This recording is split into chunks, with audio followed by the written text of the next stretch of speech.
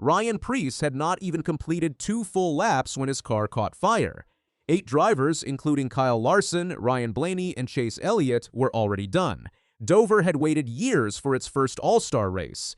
Just not the kind anybody at that track was hoping to celebrate. What happened on lap 2 changed everything about how this day will be remembered. The All-Star race does not count for points. There is no championship on the line.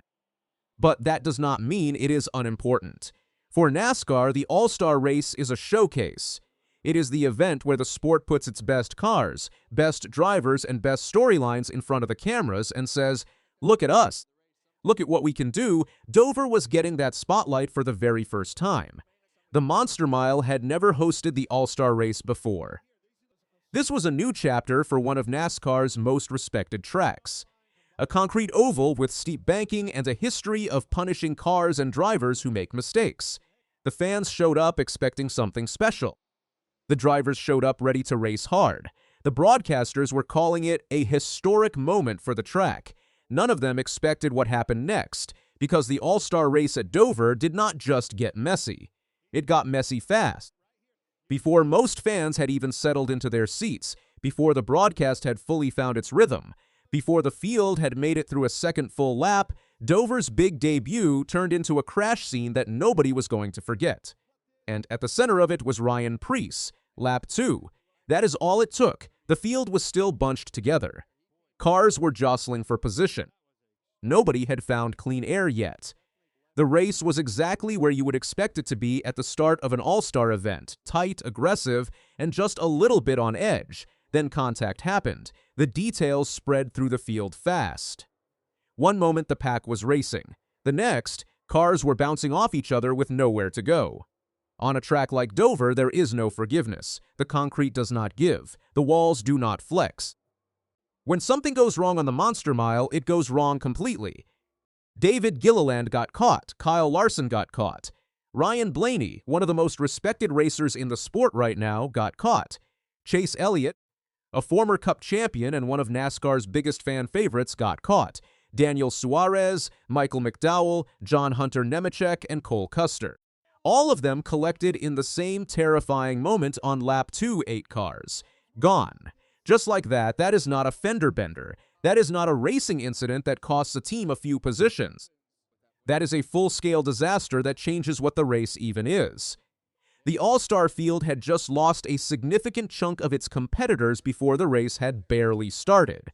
But as bad as the crash was for all of those drivers, none of them were the story. Ryan Preece was the story. When Preece's number 60 Ford came to rest, it was already burning. Fire is never a casual moment in NASCAR. Every driver, every crew member, every safety official knows that fire at a racetrack is a situation that goes from serious to life-threatening in seconds. The fuel, the heat, the confined space of a race car cockpit. There is no waiting it out. There is no seeing what happens next. You move fast, or you do not move at all. Preece moved. He climbed out of that burning car, while fans in the grandstands were still processing what they were seeing. Cameras caught the fire clearly. Black smoke, visible flames. The number 60 was not going to race again that day. The only question anybody had in that moment was whether Preece was okay. He was. After climbing out of the car, Preece was taken to the care center to be checked. He walked away. That is the sentence that matters most. With fire surrounding his car on lap 2 of Dover's first All-Star race, Ryan Preece climbed out and walked away. That is not a small thing. Every time a car catches fire during a race, the sport holds its breath. It does not matter what year it is or how much the cars have improved in terms of safety. Fire at a racetrack grabs every single person watching by the collar and refuses to let go until that driver is out and standing on his own 2 feet.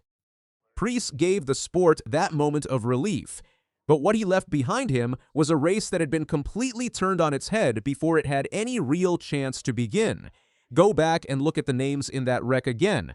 Kyle Larson, Ryan Blaney, Chase Elliott, Daniel Suarez, Michael McDowell, John Hunter Nemechek, Cole Custer, David Gilliland, and Ryan Preece, whose car was actively on fire. That is not a group of fringe competitors. Larson, Blaney, and Elliott are 3 of the most recognizable names in the sport. Any one of them winning the All-Star race would have made for a great story. All three of them eliminated on lap 2 in the same crash was a story of a very different kind. The All-Star race is a money race. Drivers race for a prize, not points, and the competition is supposed to be fierce from the very first green flag. When you lose that many prominent names before the race has found its shape, the entire event changes. The crowd knows it. The remaining drivers know it. The broadcast team knows it. Dover's debut was already being written in a way nobody planned, and that is the part that stings most for the track. The Monster Mile earned this race. It has been a legitimate and demanding NASCAR venue for decades. The fans who came out to see history being made got history, just not the kind anyone wanted to be making. A race that was supposed to celebrate Dover's arrival on the All-Star calendar instead became a reminder of how fast things can go wrong on a concrete oval where mistakes cost everything. Here is what cannot be ignored. Ryan Preece walked away from a burning race car. That is the most important fact in this entire story. The safety systems in modern NASCAR, the hands device, the safer barriers, the fire suppression systems, the driver gear, all of it existed in that moment and did its job. Preece climbed out. He went to the care center. He was checked. He was okay. That cannot be taken for granted. There was a time in this sport when a fire like that during a race would have ended the conversation entirely. The fact that it is now a dramatic and serious moment rather than a potentially tragic one is a credit to every advancement the sport has made in driver safety over the years. But the race still lost 8 cars on lap 2. Dover still had its debut crash in a way that will be replayed and discussed for a long time. The drivers who were already eliminated sat in their haulers or stood on pit road and watched the rest of the event play out without them. For Larson, Blaney, and Elliott especially, that is a tough way to spend a Sunday. The All-Star race only happens once a year. There is no second chance, no next week, no working through it over the rest of the season. You either race it or you watch it, and 3 of NASCAR's biggest names were watching it before lap 2 was even finished. Dover wanted a historic All-Star debut. It got one. Ryan Preece's number 60 Ford was on fire before the second lap was done. 8 cars were already finished. Kyle Larson, Ryan Blaney, and Chase Elliott were spectators before most fans had their second sip of a drink. And through all of it, the moment that will stick longest is Preece climbing out of that burning car and walking away clean. That is the image from Dover's first All-Star race. Not a last-lap battle. Not a dramatic finish. A driver standing next to a burning Ford on lap 2 while the smoke rose above the Monster Mile. Dover came into this race asking to be taken seriously as an all-star venue. It left with a story that nobody in NASCAR is going to stop talking about anytime soon, just not the one it was hoping for.